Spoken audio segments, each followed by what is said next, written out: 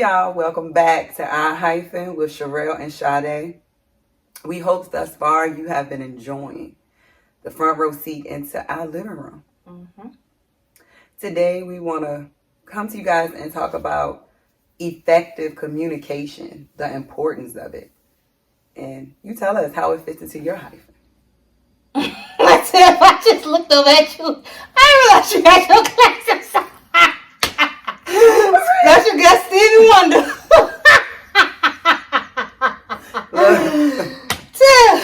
Yes! Alright, what we talking about? Effective communication. Effective communication. We can keep it a stack with this episode for real. Yeah. Who starts this? So I feel like effective communication is something that we've always talked about. And I would say we have also practiced it in, various areas of our lives. But not to go into details, but more recently I feel like we have really been tested. I would say me. I feel like I have really been tested in terms of like communicating versus going about handling relationships, whether that be platonic friendships, professional relationships, whatever, in the way that I am used to, which like I block and cut people off. So that's been a topic of, I would say, our friendship most recently. And it's just allowed another area of growth for us. I will say it's been extremely uncomfortable at times. But one thing about it, like at the end of the day, we can kind of tie things off with a bow and look at the bigger picture and see ways in which our journey is going to be used to help other people. Right. As I always say, like, I know you was like, it's just so hard, but I guess I'm so used to now, like, practicing being honest with myself that it don't taste good. Because, with some things like the conversation that we had, recently, and about me understanding that I had to understand that speed is a part of communication if you want to effectively. Oh, wait, when you say speed, what you mean? Because if you move too fast, what you going to do? Okay. You're going to leave them, right? Oh, okay. And if you move too slow, you're going to lose them. So I feel like with me, you know how I feel as soon as we say, time is an illusion. And I feel like if a person don't hit me back or something don't happen on my time, I'm going too fast. You know what I'm saying? And that can deaden things, and that's not effectively communicating. So I'm learning to learn my pace. Right. Be patient, And I have those for me to be able to have that uncomfortable conversation with myself and to understand that the speed in communication is important. Like, for example, in a relationship, when you first start dating someone, if they're moving too fast, you're not happy, right? You're not happy, but you're kind of like, they moving too fast with this one. I'm not ready for marriage. Let's say you with somebody, 2 months, and they say they're ready to get married. You might feel like that's too fast. But then you find people that, as far as with speed, if they're too slow, they could be with somebody 5 years and they still haven't married them. You know what I'm saying? So it's like that happy medium somewhere. And that's why with communication, you have to find that medium with each individual relationship that you build. You know what I'm saying? Like we were talking about today, so what works for me is like sometimes I overanalyze situations. And so what I've learned to do, instead of immediately being confrontational, I have learned, because I don't confrontation is like not my ideal situation. Like abrupt confrontation, like I can sit down and have a conversation, but like that abrupt confrontation, like it triggers me to a response point that I don't always feel comfortable with, because I automatically feel like because somebody's being abrupt, like I have to be on the defense mode, and me on defense mode is not something that I have mastered at this point in my life. So what I try to do is, like, if I feel like there's something that I need to communicate with somebody, like I try to step back and kind of sift through it to make sure it's not something that maybe, like I was telling you earlier, making myself the what's the term that I use, making myself like the main character in somebody else's story, meaning if I'm projecting, or if there's something that maybe is within me that I would be more suited to address within myself than making it about the other person. So I try to go through that. I try to think of the most effective way to communicate, meaning my language is not your language. I'm just saying you, but anybody. So like the way that we communicate, sometimes I can say something to one person like and be completely blunt and they receive it, and then other people, I have to put some parameters around the things that I say. So I go through that whole thought process, and then like I guess trying to identify like what I want the outcome to be, so that I can make sure that I'm presenting points in a way that is most effective towards the intended outcome. Because communication is not something that I grew up doing. A lot of our communication was like silent communication. So I have in like what's innate to me is observing somebody's actions, whether it be what is a non, let me try to put, like I learned to generate like a baseline of like who somebody is or like their day-to-day actions, and then from that, variations of the action, whether it be more intensified version of something they do every day or less intensified version of that. Like I've learned kind of like how to attach moods to like, you know what I'm trying to say? To people, to Yeah. each individual. Like person. I can tell like if somebody's walking at a certain pace, damn, they mad. Or if I don't know, it's just certain way. Like I can even tell by the way somebody closes a door, and it's a trauma response. I know that, but like that's stuff that I still like work through, and I have moments where I realize I'm projecting, meaning because that's been the way that I've learned to best communicate. Yeah, like that is not always something that I can apply to every situation. So it's something I'm still learning through. I feel like I rambled a lot just now. No, but I want to go back to what you say about like the confrontation. Like growing up, my childhood wasn't the best by no means, Um, but for me, now I know that Dr. Darius Daniels has helped me a lot to understand about communication. And I feel like now words are, I'm intentional with my words because words hold weight. So now I don't care what relationship it is or who I'm talking to. I always make sure like Pastor Henry say, I give a dialogue and not a debate. And I guess that's why I can sit and talk to, and I understand that not everybody is in that space of mine. But what I'm doing is I'm creating a legacy for my child. I want to create a powerful and encouraging legacy. And like, so I have to sometimes watch the way that I respond to him because I don't want him to grow up and be like, everything has to be, when nothing has to be a debate. Because honestly, I might be living in a fantasy world, but for myself, when I get into a relationship, if we need to sit down and talk about anything, in which I feel financing is something that that might be a struggle for couples. But if that's something that we need to sit down and talk about, I would rather for us to sit in the middle of the floor, Indian style, throwing popcorn in each other's mouth and still talking instead of sitting here like this, because you're not going to receive it well. So I do have to understand that everybody's not like that. And that can be kind of like a push off for people, but I never go now. Like I'm intentional. When I go into any relationship, any talk, any conversation, I want it to be intentional, and it's not going to be. If it's a debate, I'll just cut the conversation. If I feel like it's going, because words hurt. People can say what they want. Words hurt. And see, I think that's what I get like abruptly cutting people off from, is because that's one of the I don't know if you would call it a defense mechanisms, but that's something that I had to learn to do within certain situations to like, so that things don't get to a heightened point. Like my response has been, all right, we're gonna have to agree to disagree. Holler at me when you're ready to have a conversation. And oftentimes people don't come back around from that and say, all right, now I'm willing to talk. So in certain situations, it's been okay because we can't have a conversation and we can't kick it. Because I don't like confrontation. And by confrontation, I mean like just abrupt, like back and forth. I'm not gonna argue with you. And so that's one thing I told you the other day, you helped me with, and us having to have uncomfortable conversations has helped me learn that not every situation should result in that immediate termination of like that friendship or relationship.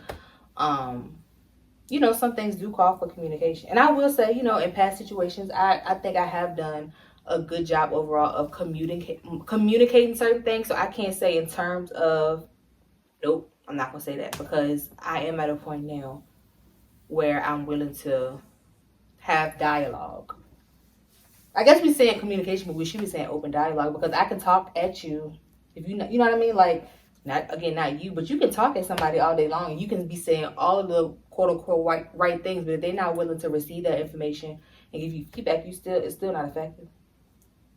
It's true, but you know your intent though. Yeah, that's true.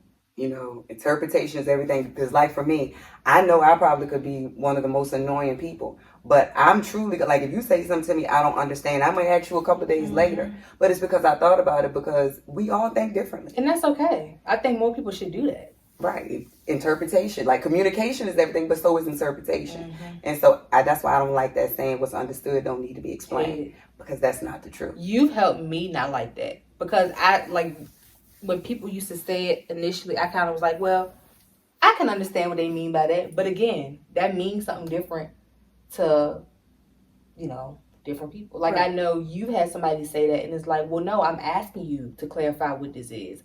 I've been in situations where somebody has said that, and it's like the fact that I didn't understand what the weight that they hold, like, that was upsetting to them. I don't know. Like, everybody interprets things differently, so I'm not going to leave no gray area. Explain to me what I'm supposed to be understanding, because I don't understand. And it's, it's not something I understand. Right. And 9 times out of 10, they don't understand it. But that's just a response, because that's good. Yeah, look, let me tell you something, honey. When I tell you communication, sitting up in that hospital bed for 5 days, God done talk to me. And just laying down in pain, I get it. But my biggest thing that I hate, when a man tell me somebody, a female is their homie, and told me what's understood don't have to be explained. Yes, it does, because it's difference in homies. Hold on. Oh, you saying like, so set the scene, the person is supposed to be like your significant other, but then they have a female friend. And that they call, that's just my homie. Have you met this homie? Yeah. How do you feel around the homie? Very uncomfortable, but due to what I already knew. Okay. I'm an energy person. Like, I'm at the point, I don't think I mind being realistic and understanding how friendships and different relationships work, and literally having platonic male friends that if I got in a relationship, I would be more than happy and willing to introduce them to one another. Like, now from that perspective, I can get having friends that are opposite sex, but if I would have a conversation up front and say, look, if your homegirl, if you notice somebody that really like you, or is more than that, like, just don't even bring me around her. Right. Like, I'm gonna trust that you handle that in respect of what we trying to build, but just don't even, because once I get around you and her energy ain't right, like, it's done. And I'm not gonna put you in a situation to have to choose between me or her.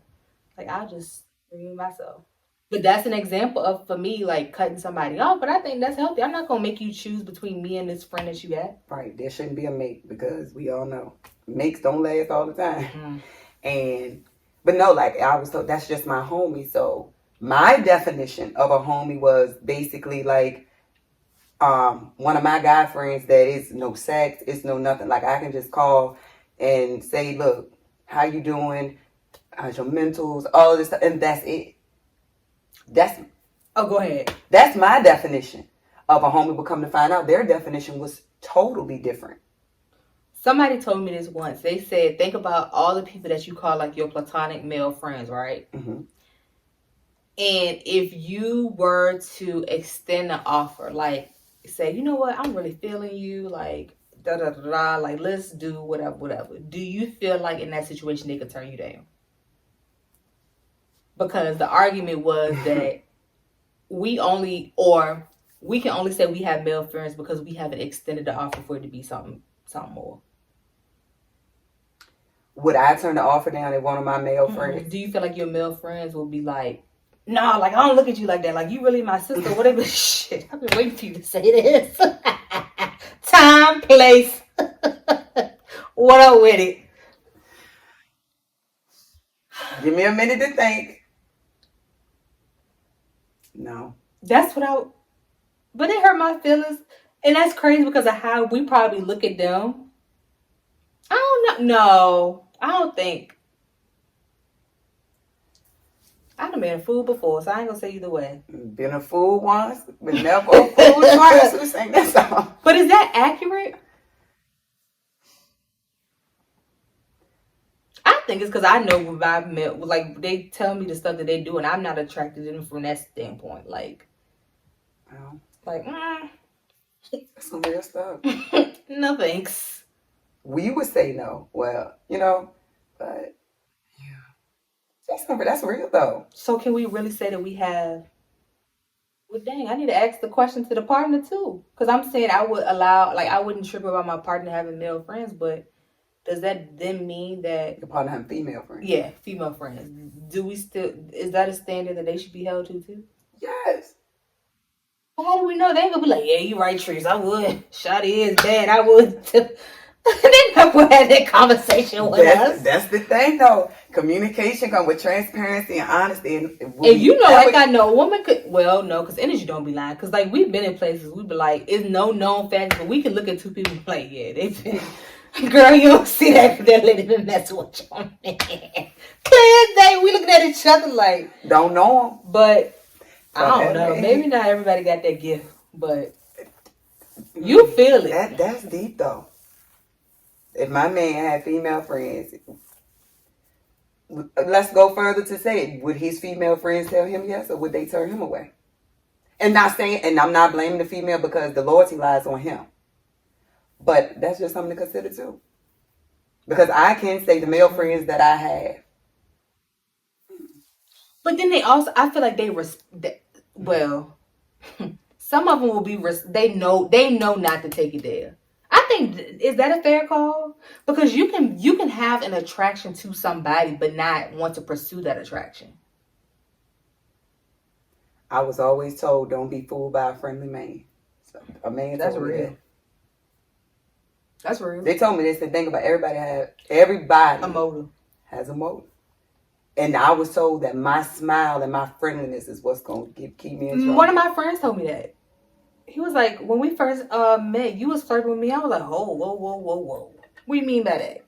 But, like, how I talk to people. Like, I consider it being friendly, but now I understand, like you said. Because we'll go to a bar and get it. And as soon as we sit there, we talking to whoever's at the bar. And it's not on no... It don't matter what race they are. Yeah. It don't matter what they have on. Like, we just... We've had all white men just buy us drinks because we literally said hi. Speak. And it won't know like long conversation after that, but the bartender comes like, hey, they just bought y'all drinks, what y'all want? And we like, oh, thanks. And it was no intention other than being nice behind that. That's it. But I was told that my smile and my friendliness.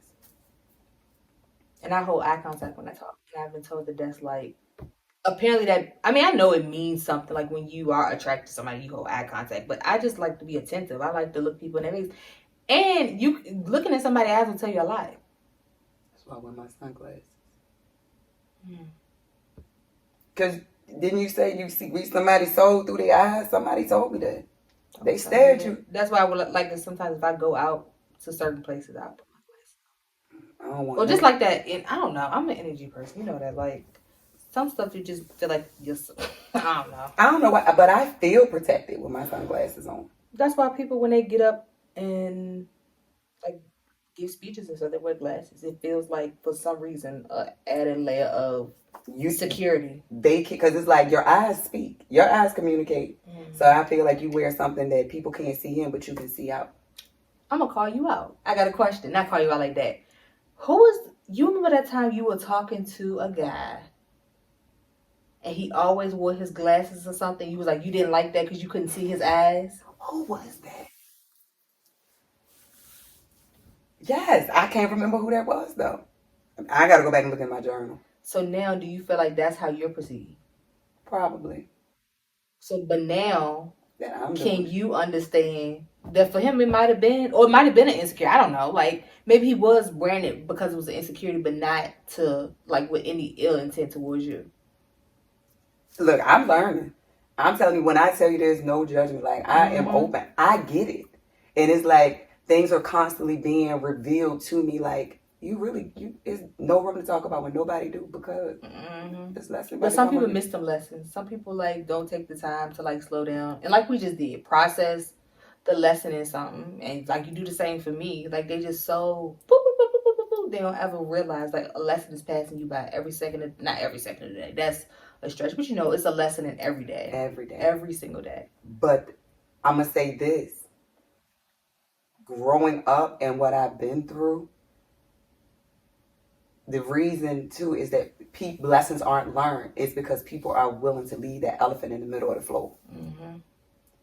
And you know for yourself, when you got something on your chest that you want to say, and you start talking, and they telephone ring, and that's their outs, and then the next thing you know, they ask you, "Do you want to go get some ice cream?" Hell no, I don't want no ice cream. I want to get on this elephant back that's standing up in the middle of this floor. Mm-hmm.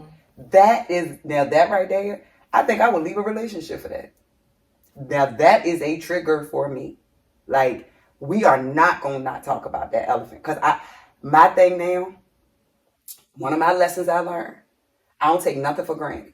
Because like I told you, not to bring my ailment into this, but just 3 weeks ago, I was walking around fine. And here I am battling pain, you know what I'm saying? I don't take nothing for granted. We are not going to not talk about the elephant in the middle of the floor. We're not going to just let it linger, let it linger, let it linger. All right, so I got a question. Let's use us. Let's assume I'm the male in a relationship, you're the female. You know me, I like to address things within my time, because I don't, like you said, words have power. Once you say something to somebody, you could go back and say, that ain't really what I meant. But if that's an insecurity or something that triggers something in that person, they're not going to hear your apology as strongly, as loudly as they did the initial thing you said. So me, I have learned, like, while communication is effective, I also need time to make sure that I'm presenting my presenting what I am trying to communicate in an effective way. So if I'm the man and that's what I'm trying to do, because I know I'm dealing with somebody that's sensitive, or like every little thing that I say, she has the ability to overthink it. What's that middle ground for somebody like you? It makes you very uncomfortable not to have those conversations. But then somebody like me, I need a minute to process. Not that we can't have the conversation, but it's something about me being able to come to that conversation, having had time to process it and think about it by myself, that makes me feel more secure in us having a conversation. It's simple. For me, I'm going to say it's simple. Communication. All I ask is, let me get off my chest what I'm going to say. And I'm not going to be that rah, rah, rah, rah, rah. Like, I want to sit Indian style, say whatever I got to say. I mean, not her say sit, but I want to sit in like an environment like this. I want to tell you what's on my chest. And I'm going to respect you more if you tell me, Sade, can I process this? Can we come back to this? Don't just, your phone ring, you walk out, and we never talk about it again. You make sure that you keep me busy the next week or so that I'll forget about it. And then that second week, once you think things done cool down and I'm back to catering to you, that things will go back to normal. We're never going to go and address it. But if you simply just say, for me, just say, babe, can I process this? Can we talk about this soon? Let me process this. So then in that situation, your answer is no, because it's really bothering me. And they say, hey, I need, like, do you have the ability to self-soothe in that moment and say, all right, I like we talked about earlier today, it's not making me feel good, but I have to also respect the other person and what they need. You know what I mean? Yeah, and I'm working on that. I mean, you know what we talked about or whatever. I'm working on that pause. I'm working on giving you that space to understand. Because I will say, looking back at my relationships, I didn't give that much space. Because, you know, I told you, I didn't go to the grocery store by myself. I didn't even want to pump gas by myself. Hell, if I'm in the bathroom, you notice in my house, the doors are open. You see that? And I'm learning that I have to give space. But one thing I don't like is that if I get off my chest what I need to say, you tell me let's process it, and then you change. You change it, like you change your activities. Like if normally we have movie night on a Thursday, hypothetically speaking, and then you don't want to do it because basically you're not processing. You're mad about what I say. So then if they do decide to have movie night on Thursday, can always act like it was us? Can we then have movie night and you not bring up the fact that you still want to talk about this thing? Because now we're in an environment where it's not, like if I were to get up and leave because I'm uncomfortable because you're bringing it up again, then it's going to be, and I'm trying to talk to you and you getting up and, you know what I mean? Like, Go ahead. Like, I think, and this is like for me too, like, while we feel like we want things to remain as much as normal as they possibly can to, again, make us feel secure and safe, we also have to acknowledge that in respect for the person that's saying, look, I don't want to talk about this right now. like we wouldn't be able to bring it up in that at movie night, because then so then we bring it. Oh, and you said something else too about respecting the pause. Think about even like our hyphen. We named it our hyphen for the significance of like what it means in terms of living in your truth. But think about any punctuation in a sentence, a comma, a semicolon, a hyphen, a period is made to like create space to like introduce or connect two topics. Or maybe the same topic but two ideas. You know what I mean? Right. Like the place that pause. So I mean, sometimes that's what's necessary, because you think about it, we can read something that's like a run-on sentence, but something as small as a comma that reminds you to stop and pause before proceeding, it can bring clarity to what you're reading or how you interpret something. So, like I told you, I'm learning, and to go back to me, I've just always, like my childhood, I was spoiled. Mm-hmm. You know, if I couldn't sleep, my grandfather rode me around in the car until I went to sleep, so I never really had to be by myself. Mm-hmm. You know, so that detachment syndrome, especially when I am attached to someone, to be detached, it is rough. And that is something that I'm working on, because I think that it will help me in my future relationships. Mm-hmm. To understand that not every, you know, some people were brought up in a household with, or brought up with 5, 6, 7 siblings. Right. I wasn't. So any little communication I cherish that. Any friendship I have, I cherish that. You know, so. And so for me, like I never, and it's gonna sound crazy to say this, but I was never taught how to have like a lot of friends.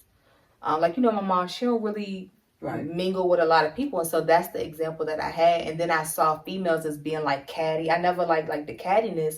So for me, I've kind of always been a loner. I was the only grandchild for 10 years. I was spoiled more so with material things. But like in a lot of situations, I had to self-soothe, and I was like alone with my emotions a lot. So I think when I got in my first relationship, that was the first instance where I had somebody there constantly. Like I feel like I had that constant flow of like emotional support, and I think I overutilized it in that situation. And so then like, all right, so then when we broke up and I was back like by myself again, I then had that appreciation for like not feeling that attachment with somebody again. If that makes sense. So now like I don't want somebody in my space all the time, whether it be a friend, partner, because like you said, like you get used to that routine, but then when there's an abrupt change, and for whatever reason, not necessarily because y'all beefing, like then it creates like a disruption in my day-to-day. So I just learned how to take healthy doses of, and I love being by myself now. I don't know if it's good, but I enjoy it. Yeah, I have gotten it. Let me tell you, it's really been a big change for me to be by myself. Like, but you talking about like in relationships or just like time to yourself? Everything. Oh, I'm talking about like that time to myself. Like you know me. That's what I'm talking about. Like the whole, like even when I was in a relationship, we weren't by ourselves because we was always with somebody. Mm-hmm. We never had that time to learn us because we were too busy just learning to be around other people. You know what I'm saying? Mm-hmm. So, but I will say, like, I do not consider my divorce to be anything negative because it helped me to communicate with me and find me. Mm-hmm. And let me tell you something, sitting with yourself, it's communicating with yourself and just spiritually growing. It helped me a lot. And it's still helping me to the point where, like today, I have to learn that people need space. Yep. But, you know, I'm just I feel like I'm a good person, so why? Mm-hmm. So. And that don't mean you a bad person, like we talked about. Again, like, we tend to make ourselves the main character in somebody else's reality. Like, we see it as a pressing need because it's not making us feel good. But for that person, they could be like, dang, like, how am I going to pay this bill tomorrow? Like, dang, like, they have their mind in a situation that's totally left field or totally left field from what we feel like the main idea should be in that moment or is in that moment because it's our reality. Or because something slightly changed. Mm-hmm. When it's really just, because I know you could tell, like when we sat down and talked, I was like, I know you can tell something been off for me, but like that's what I, like when I'm not 100%, like I just remove myself until I feel like I'm in a space where I can have an effective communication or, you know, where I can really give of me in that way, like to actually sit down and have a conversation. You see, I'm opposite because not saying that I need someone else to help me feel whole, but I just know that And I'm not saying this in a bad way. Mhm. I just know that I was sheltered. So I do like to get opinions, of others. Not saying that it's going to sway me here or there, but at the same time, it's more than one way of thinking. And it helps me to think outside the box, so and I'm learning that. But, again, it's only very few people that have access to that part of me. And believe me, it does not taste good. But let me tell you, it's worth it. What doesn't taste good? Just learning yourself and having to break out of those old habits that, when you're, like I said, I never had to sit by myself. If I didn't want to sleep by myself, I didn't have to.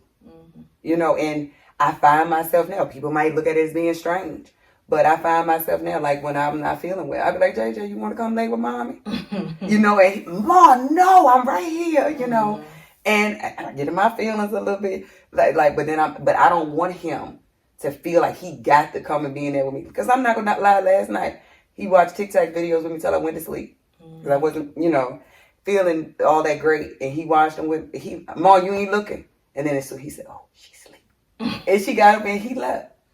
So I'm still working on that, and hey, and there's probably a part of us that got used to, or like maybe even I played a part, because like when we first started hanging, and it was COVID, like we was together literally like every day. But that was something I was used to. People probably thought we lived together, because I was like literally, I kind of did for a while. I would go home like, I'm gonna go get a bag for another week, be back. It wasn't intentional, but we was just in our space of like, we would have our journals out, have our drinks, and just like talk, reliving the last however many years of our life, and coming like, it was a place of growth for us. And so I think we kind of got enmeshed in it without realizing that it was going to become a point where, because of like life circumstances and responsibilities, that couldn't be how we did things. That's a true statement. The time. All good things come to an end. Yeah, that's a true statement. But I mean, not saying that I know what you mean. Yeah, but no, like growing up, like I never. I'm telling you, like I was so spoiled. Like if I didn't want kids to come play at the house, they weren't. I didn't want to play with my toys. They were not. Everybody had to, if we was playing football, they was playing football, volleyball, kickball. I was the youngest. If I didn't win, everybody got kicked out the yard. So going back to a conversation we had a little bit ago, when you say that you're not ready for a relationship, is it really because you're not ready to to have those situations in your face and you have to address them in a moment? What situation?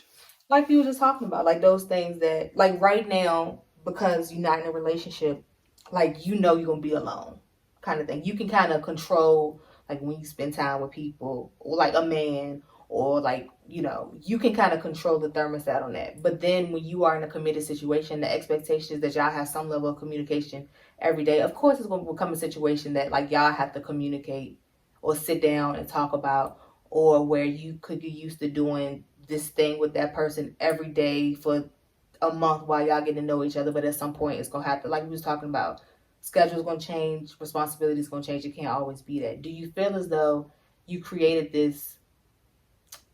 created this sense of normalcy within being by yourself, that you are afraid to like incorporate somebody else into it when it's gonna disrupt that peace from that? Like, you know what I mean? Like, you have a state of peace, but then including somebody else, it creates that opportunity for, oh, Lord, he got to do something now. Like, I got to be by myself for a little bit. I don't like how this feels. So let me just be by myself, and I don't have to worry about that. That plays a part. It truly plays a part, but the biggest thing that plays a part for me is being hurt again. I'm going to be honest. I am skinning the fish before I catch it. You get what I'm saying? Like, I'm already predicting the future before it even happened. I swear to you. I mean, I'm not going to say I can't take another breakup, but because I know God is real. But that does not feel good. I mean, just even, and like I told you, like this week has brought back those feelings. And it literally, and I mean, when I tell you, it almost took me to a depression. Like, it took me, I told you I was glad that, Jay was with me. Like, it took me, it hit me. I'm about to cry. Wait, this week, how did that come up for you? That that part of it come up this week? The trigger of Oh. So that trigger, like girl, I can't take that. But that is the indication of where your healing has stopped. Cause you think about Sade. Think about all the things that, like, when we first started this process, we said never to, or I can't do that, or I never, like, that's the indication that that's something that you need, or that's your next challenge potentially, and it's not going to be something that you can do by yourself. Like, sometimes the best work in terms of learning or unlearning and then relearning is done with somebody that can hold you accountable. Of course, we can hold one another accountable forever, but there's something that a masculine, going back to that thing your daddy said, women need men, going back to that masculine accountability, and then also having that same person that not only holds you accountable, but then can circle around and reassure you, is something about that is going to be necessary for you to experience in order to achieve a certain level of healing. Like, you can't heal from a man you can't heal from the damage that a man has done and not, like, have different experiences that affirm that, like, you have healed, if that makes sense. Because healing also includes us making better choices about who we allow in our lives. Like we both say, it was something within us that allowed us to continue to pick the same types of men. And then we would say whatever about them, when it really was like this is what we were attracted to. This is what we were attracted. Like, I remember nights being completely transparent with, like, we have sat down and, like, tried to rationalize as to why, like somebody was doing something, but then we're so understanding of ourselves and our emotions that we try to project those same things on them. Well, this is how his childhood was, so I understand it, and maybe what I'm supposed to do. Hell no. No, that's not what I'm supposed to. Hell no. Not saying I ain't gonna move and bob with you a little bit, right? But I ain't about to bend. But why? But now, why we can say a definite hell no, like, to a certain type of man? Why can we say that? Because we've had experiences that have trained us to understand that's not what we need. So I'm just saying. Is this why this situation thing has come up, to help me through that fate? That goes to show me that healing right there is where I stopped. It could be, but I still feel like my therapist told me the only way that you can, like, heal from something is moving towards it, not because the further and further you move from it, the more of a challenge or a monster it looks like. Or it's gonna die off, because with communication, it's either gonna grow or die. But I'm talking about as far as your openness to being partnered with somebody, right? Because you think about it, if you don't address it and just let it grow further and further and further back, yeah, the positivity in it is gonna die. Mm-hmm. I mean, it might not die physically, but the positivity in it's gonna die. Because we had got to a point where we looked at some women in our family and how they were very, like, cutthroat. It was like, oh yeah, I'm trying to be like that. That ain't us. I know that's not me. That ain't us. And we had kind of veered over there a little bit, where we were kind of being more like, but that's not. We were having to become less of ourselves in order to be that, and I can't. Like, I'm very loving, I'm very supportive, and so it's about finding somebody that complements those things and that appreciates those things within us, because then we wouldn't have to feel as though we're giving us something that's not appreciated. You know what I mean? Right. But I do now. I'm gonna say this for the record. I desire a relationship. I would love that, but I'm not gonna water myself down. You shouldn't have to. And they truly have to complement. We would have to complement each other, because I'm not going to say he has to compliment me, because I'm going to have to compliment him as well, mm-hmm. in order for it to work. Because again, you think about it, in my profession, I'm going to have to say, baby, it's 1:43 in the morning. I got to get up. I got to go. Job has called. I don't want somebody that's going, you ain't going nowhere but to see somebody. I don't want that. I want someone that's going to say, look, baby, you want me to go with you? Or I'm call me when you get there, or just let me know you okay, or I'm gonna be here when you get back. You're gonna reassure. I don't want that tit for tat, none of that, because I know what my feel entails, and I'm gonna tell you such when we start dating. And what did the Bible say about, like, I don't know the direct quote, but it says something about, like, you test the spirit by its fruit or something like that. It's fruit of spirits, fruit of his vine or something Yeah, like that. but the only way that you can check that off of your list is to like be put in a situation with somebody and you see how they react to that. And it's not fun, it's not easy. Okay, most recently, again, being completely transparent, the last situation that I was in, what was my biggest, we talked about it today, my biggest trigger with that situation. Mm-hmm. You can say it, I don't care. Like when they introduced me Yeah. to their parents, right? And for like to then find out how they were moving. Right. So that was something I was like, yo, I don't want that. Like, don't even, like, I don't even want to know who your parent, I don't want to know the first letter of their first name until, like, we in something that seems like it's definite. Okay, in a new situation. And that wasn't even a conversation that we had. Being that, how can I say this without? If that part of dating is something that was important to them as far as like me meeting their family early on, do I then negate myself of having that experience with them and seeing, oh, well, this, I've been introduced to their family and this feels different than that last situation did. And that's how, like, in terms of the process of unlearning to then learn again. Or do I say, oh no, because the last situation, he did this, he introduced me to his mama, his dad, and this is how things turned out, only to find out he was doing. Do I let that situation, like, create a missed opportunity to experience that again, only to have a different experience that kind of erases or lessens the blow on the previous experience? Well, that wouldn't be fair. Right, so we can't keep ourselves safe based on, think about it this way. By you saying, I don't want to be hurt again, you are neglecting to acknowledge the fact that, like, now you have the ability to handle situations in a different way. So you're more in control of how certain situations, like, you're going to address things now. You are going to set boundaries now. You're going to be more vocal about what you need. You're going to be more attentive and loving from a more, like, a place where you're sure of yourself, so you're not doing it to get a certain reaction out of, you know what I mean? I'm saying you, but I'm just saying in general. So, like, acknowledge the healing that you've done that has prepared you to, like, be in a healthier relationship and not create that same experience.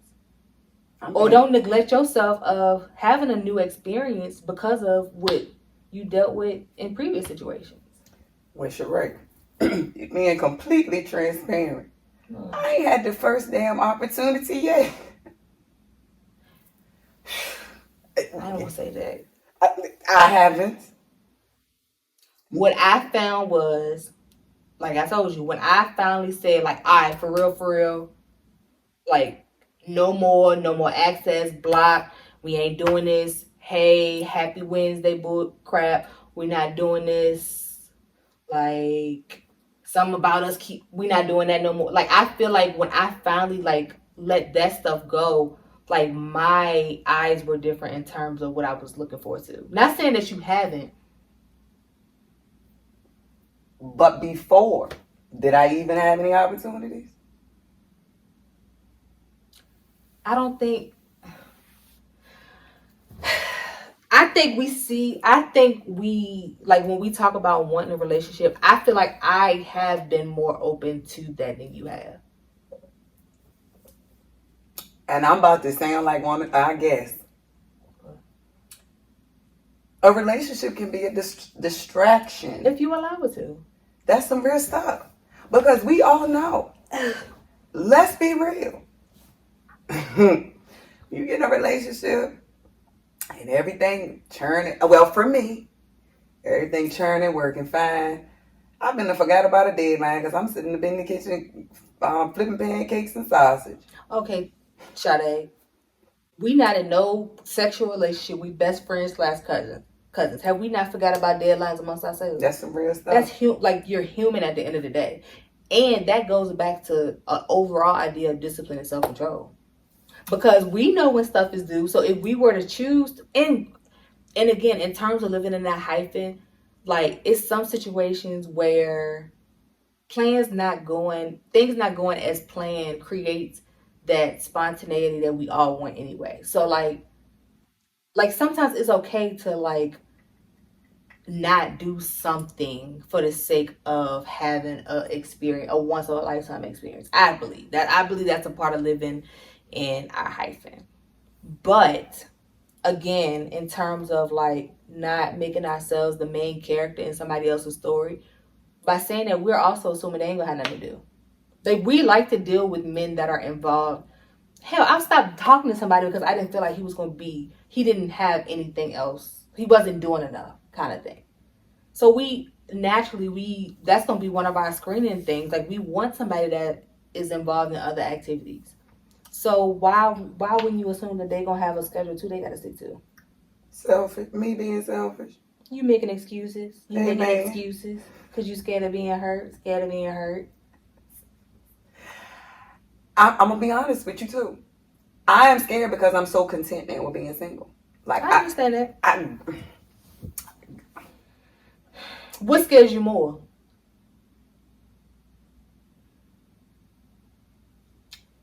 The choir director.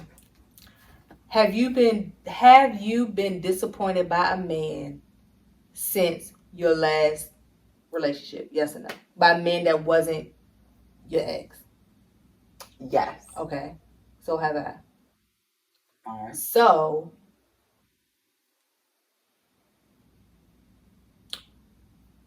what's the difference in like you here now? You didn't come with no heavy burden about no dude that I know of. No. Like, we sitting here doing our podcast, right? So it might not feel good to be disappointed, but we have the ability to move on from a disappointment. I agree. But it's just like when you riding that bike, what you put on, a whole armor, the arm pads, the knee pads, the helmet. So when you fall, you try not to get the first scrape. And I promise you, and I know I can't avoid it. But what I'm saying, that damn hurt. I agree. That was suicidal hurt. So do debt. So do working out.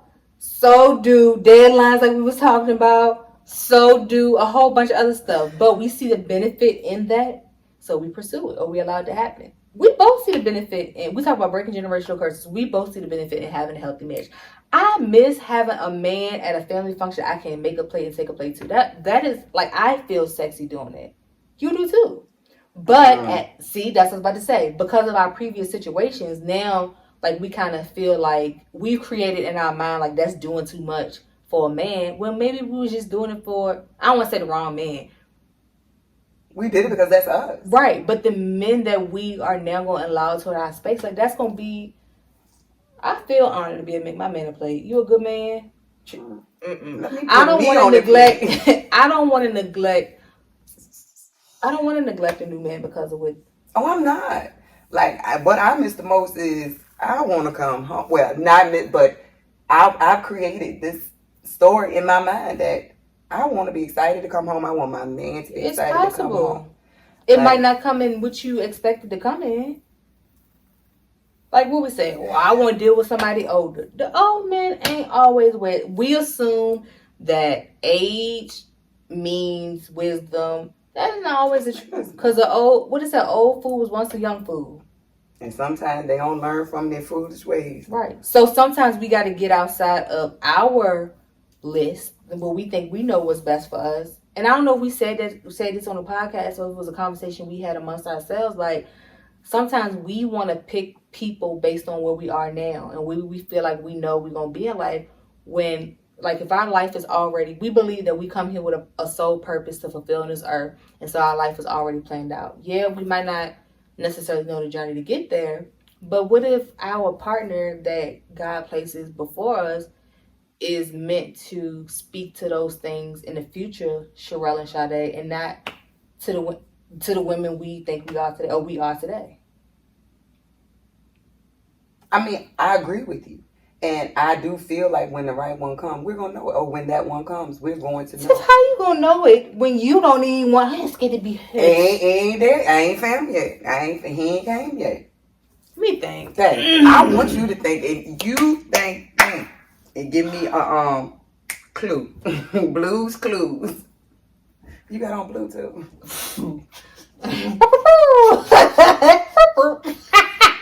We just got a letter. Wonder who it's from. The letter says nothing. Blank. One person, but well, You about to make me fall out in this floor. that wouldn't be fair to you. See? Wait, what are we talking about? Somebody that would okay, all other things, whatever. Somebody that would genuinely treat you well. Every aspect. Everything. I feel like I know I'm a package deal. Mentally, physically, emotionally, spiritually, financially. Don't get me wrong, they don't have to be perfect. They ain't gonna be perfect. I'm not perfect.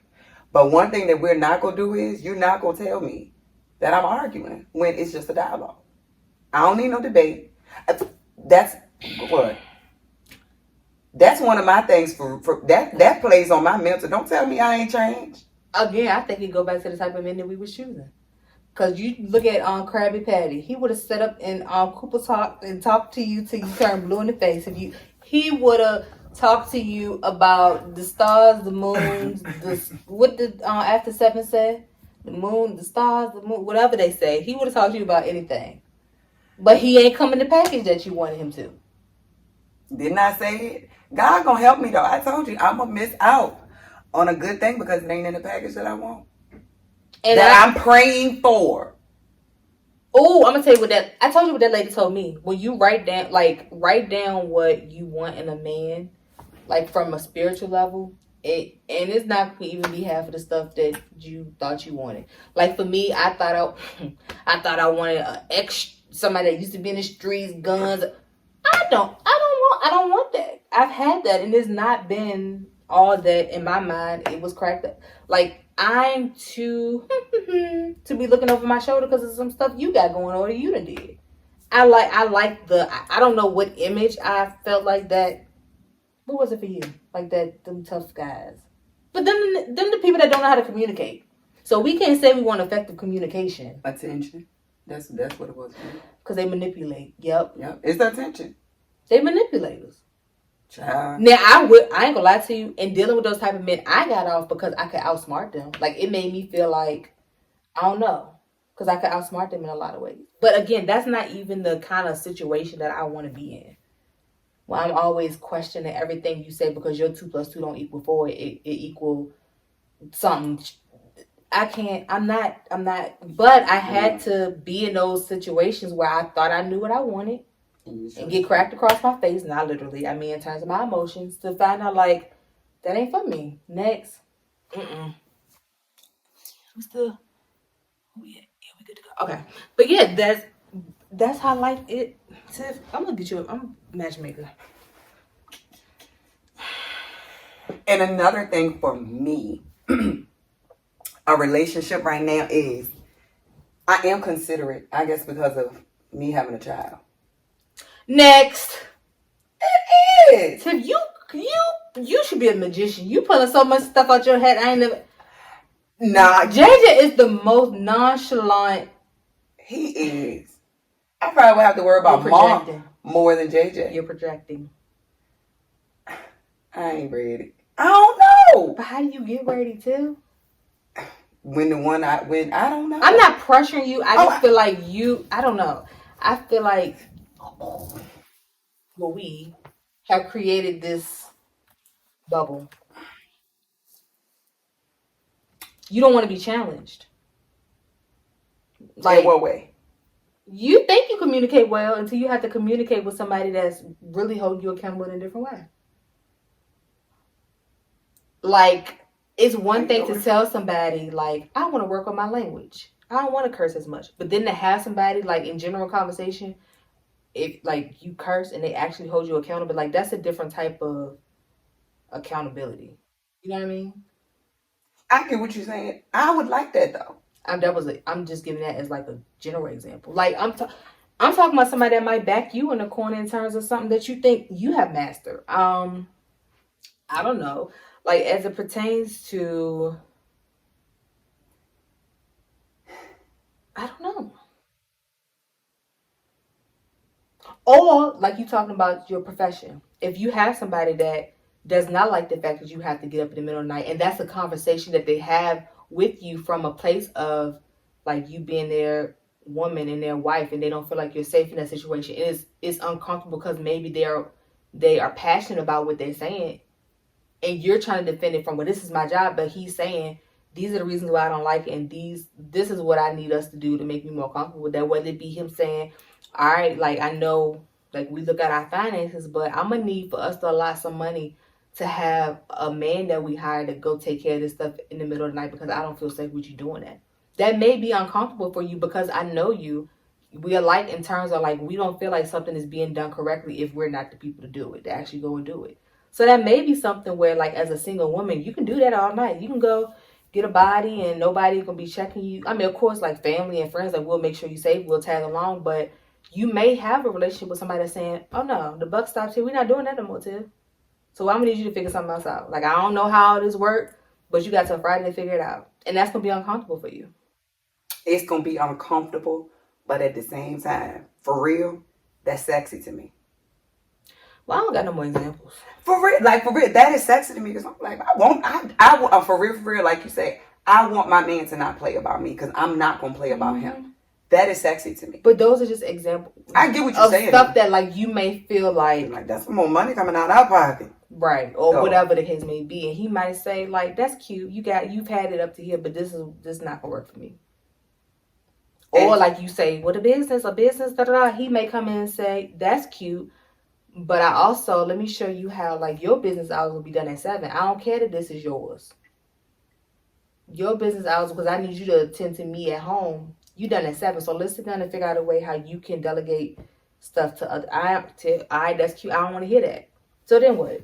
Is that not that? I mean, from a certain standpoint, that's fair because you're gonna want him to do the same, even though your lines of work may be different. But I think those are examples of as things stand now, when we can kind of come and go as we please and manage things from that perspective. Those will be uncomfortable conversations in some situations. I agree. Because, you need to be profitable. I get what you're saying. We're going to have to come back on that. Let me process that. As far as, don't get me wrong, I do desire it, but I will say, like, I feel that Mr. Right haven't came yet. But you, excuse me, also got to create the space for him. I agree. Because I'm going to be honest with you now, when people hit me up, I be like, it's a scam. I don't even respond. And why is that? Because we done dealt with scammers. Not literally. Well, I don't know. My situation, I think that he might be a scammer. I don't know. But we created that mistrust within ourselves because we dealt with people that we can trust. Repeatedly. Because we want to think, because of how you F with me, like, you gonna change for me. You gonna tell me the truth. You gonna lie to everybody else. While you flipping, doing this and doing that, but you be honest with me, okay? The lies, right? But I'm for real. Like I'm not being funny. I got so many people on Facebook. I don't even respond. Like males that send me friend requests. I know because like, they ain't got no mutual friends. They just scammers, and they probably could be. But ain't we the people? I don't want to deal with nobody that nobody know that nobody deal with. As soon as we start talking about something, who you know. That's the first question we'll ask. Who you know from so and so from this place? So go back to your list and make sure that, because maybe you're getting what you're asking for. I'm preaching to myself too. And I promise you, they not gonna hate me, WID me. No. That's fair. Or ask a question about something else. Look. Communication is a part of reducing wasting my time. What do you want? Communication actually reduces wasting time. I don't know about this one though. I hear you, and but like we want somebody that's gonna teach us new things and be patient with us. But do we have that same ability to be patient? You ain't gonna teach me nothing new if you gonna say HEYWID. Think of somebody that drive trucks. They don't have time. Well, your ass stop. Whoop. Your tail stop and go to the bathroom. But then, it been 2 hours, I ain't hear back from it. Maybe him saying WYD is the quickest way to be effective. I'm texting her back and I'm focused on the road. I'm just being devil's advocate here. So, when you wake up in the morning, HEY, WYD. I need some substance. I need to know that you can communicate verbally and non-verbally, because it's going to be times where I'm in that boundary room, or I'm somewhere or at a service that I can't talk, but I can text. If you can't write, you can't give me. We can't. What we gonna do? And don't get me wrong. Don't get me wrong. I'm willing to work with a person because I know I struggled. Like you helped me with English and the vocabulary. I'm willing to work with people, but what you're not going to do, you can use the basics. How are you? Or something simple. We're not going to do that WID all day. Would you rather, I'm just asking to be funny. Would you rather somebody use abbreviations or incorrect spelling? Abbreviation. No, I did WID.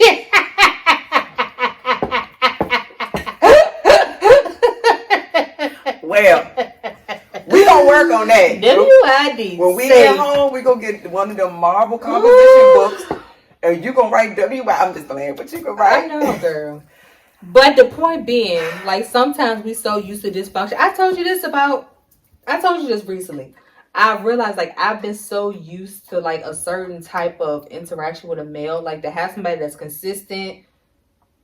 Like I want us to do something, and then next thing I know, we don't. You know what I mean? Like those are things I feel like we're gonna have to get used to because we are so used to like some of that separation or that time that we have alone is because in certain situations we have dealt with people that weren't as intentional. So we had time to be alone. It's like I want my person. I want my man to play. Mm-hmm. I don't give a dag if you plan to go to the park and we gonna feed the daggone duck. I know that you put some thought into something. Don't just give me money. But how do you let somebody show you that they can do that if you're not even entertaining people, sis? Who is it they entertain? They are, maybe so when these people send you a friend request, boom, that's the initial. I mean, we live in a social media age. I know, again, you just. First of all, I don't know. Nowadays, me personally, I can't be just talking to you on the phone and I see who you are and then I wasn't meeting you at the park. I agree with that. Whew, but nothing scared me after that. Okay. But we say that, and look at some of the crazy stuff we did in the past. We made it through.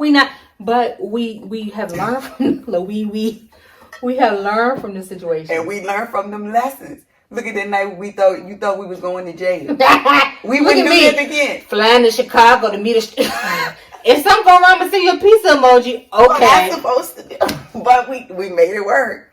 However, that was a part of our hyphen, and we've learned. We've made it like we needed those situations to learn because we've been reckless. We have, but what the saying said, God take care of babies and fools, and I'm far from a baby. But look at how being a fool that helped us to call. We can call a spade now. We ain't none younger cousins or whatever can get. We done been there, done that. What you doing? You mean help you out? Let me tell you what I would have done. Who the person you gonna listen to? The person that can sit down with you and tell you, yeah, I know what you mean because I done did this and that, or the person that's just, oh, you shouldn't do that because let me hear about your life story. Oh, you did something crazy. Let me tell you about mine. Yeah, shouldn't have did that right. Got it for next time. But that's one thing I will say, that the younger generation that's around us, they gravitate to us for that reason, I think. And and it's like, because some people feel like for me, I don't have time to talk about nobody. I'm going to talk about myself. I don't want people to think I'm always making it about me, but that's what I'm going to talk about. I'm going to talk about my lessons. I only speak for me, yeah. Right. I don't want, I can't. And just like I'm, and I know you don't mind me sharing this, but like I tell people like that's contemplating leaving, I can't give you that experience for me because I couldn't do that. I tell them to come and talk to you. So, but I feel like the younger generation, they come to us because we are open. Because for me, like the older generation, it's very few people that's going to open up about what they've done because they're ashamed. And the younger generation see that we're willing to open up. Like, this is what I did. Yep. I ain't proud of it. I learned from it. I'm not telling you don't do it, but I'm telling you that This is what I did. And I see that in them, and they are more open. Yep. I like that about it. Yep. I do. I really do. Because I will say, like, I remember telling, I know she don't mind me saying this with Tanka. And I used to tell them, I said, what y'all doing? You know, when they used to, now I get it. I went to it and apologized. I'm the ringleader. Y'all going outside. I was the same way. Yeah. Red day. Man. Now, red. He said, yeah, I want out. Every I don't know how y'all doing. Because someone sleep. I get it. Like, and that, I'm going to be honest with you. I feel like Durant. It helped me. Wait. Didn't Kevin Durant talk about? I don't know. Yeah, I think I saw an interview with him, and he said I helped him. But that's what I'm saying. I like people that's relatable. I can't stand for everybody to act like. I don't like. I'm gonna call it a pew setter. I don't like people because I ain't gonna lie. Like even like going to church, growing up in church. Like when I saw certain people, I was like, oh. This is like how they showed up on Sunday. I assume that's how they was all through the week. But then as you get older and see people in their spaces, you're like, oh. That's how we can do it for I could have been living all this time. I worry about what the church folks say. The church folks. And do you know that it's some church folks that really believe that? We've helped some. We've had conversations with some of them like seriously like, oh, you ain't gotta worry about me judging you because I'm going to do this. I'm going to do If you don't want to do whatever because you worried about what people say, that's on you. But there's only one person that can judge me. And I learned that like I told you, I've done a lot of things in my younger years because of the communication of what society expects you to be. But one thing about it, when you get information, you got to make sure that it's clear. It's, it's clarity in it. Because you think about it, people would tell you something, try to convince you, which they're not convinced themselves. That's nothing but manipulation. Yep. And because you think about it, the people that you see, you don't supposed to do this, you're doing it yourself. Right. So you ain't even convinced. Yep. So communication is creative as well. So I exhibit, like what they say, practice what you preach. And I do.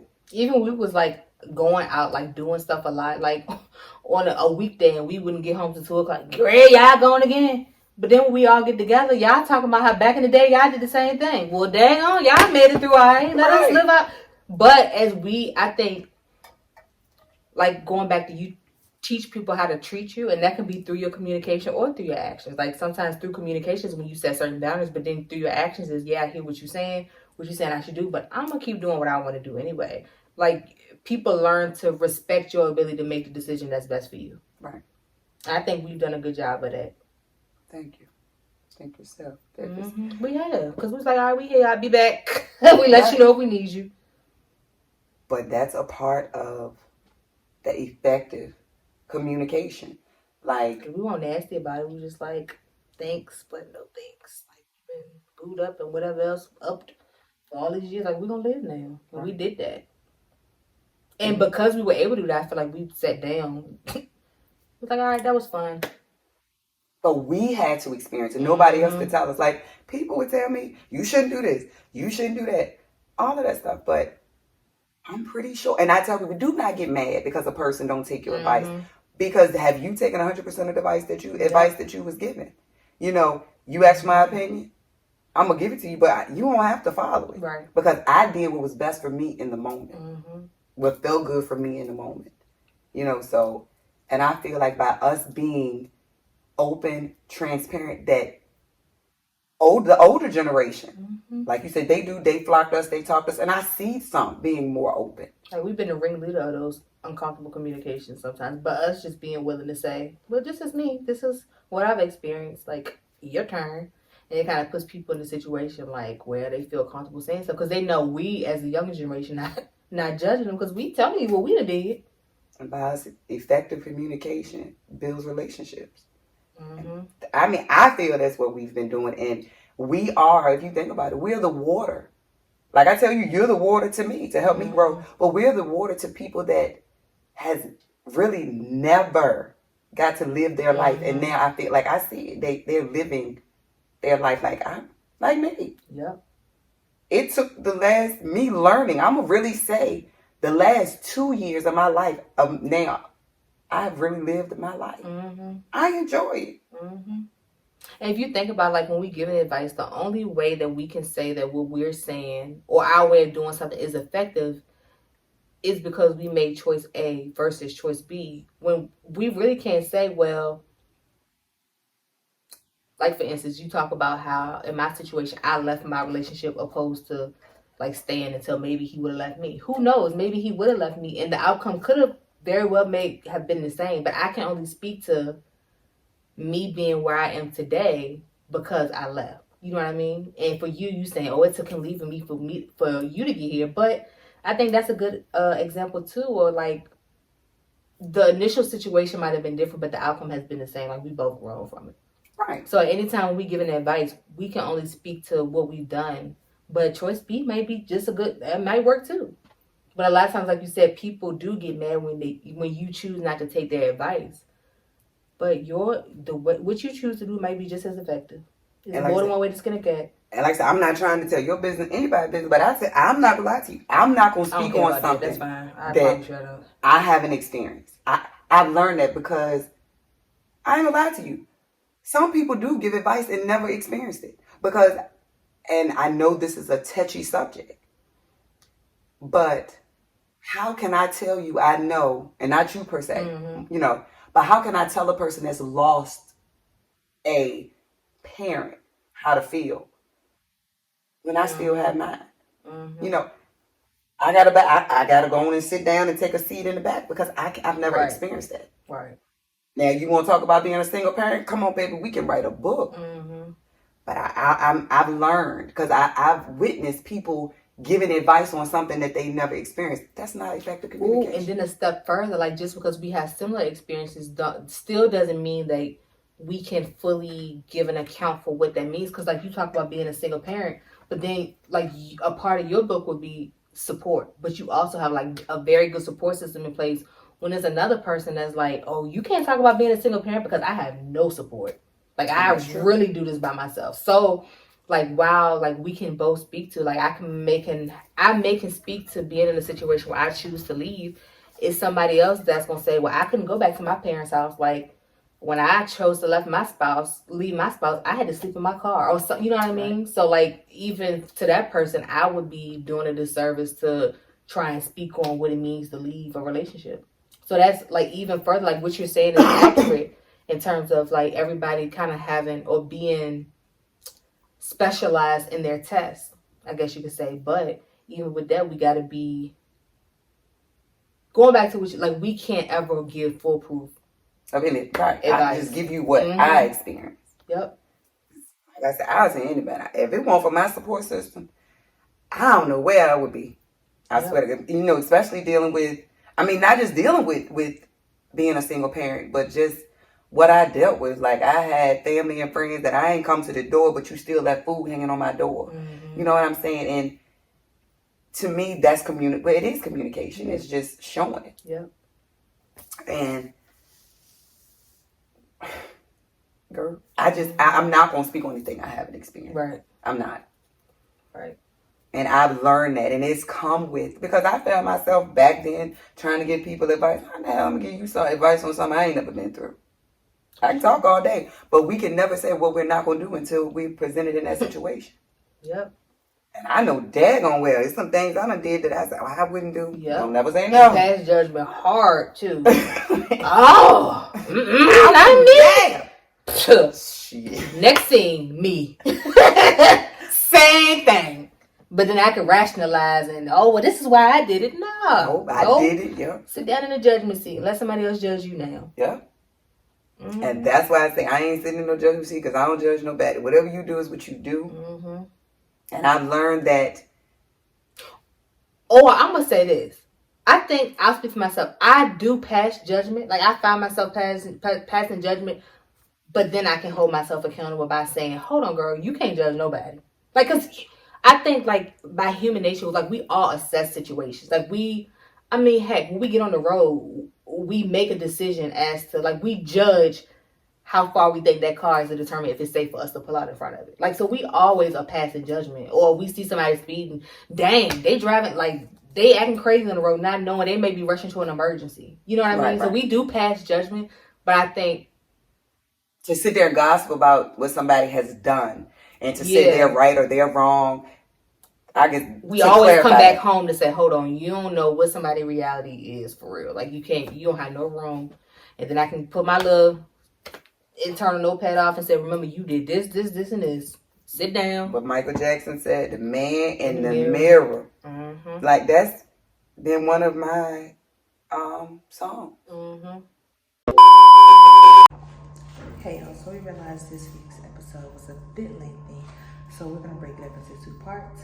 Part 2 will be posted next Wednesday, 7 p.m. Eastern Standard Time, right here on YouTube. We'll see you.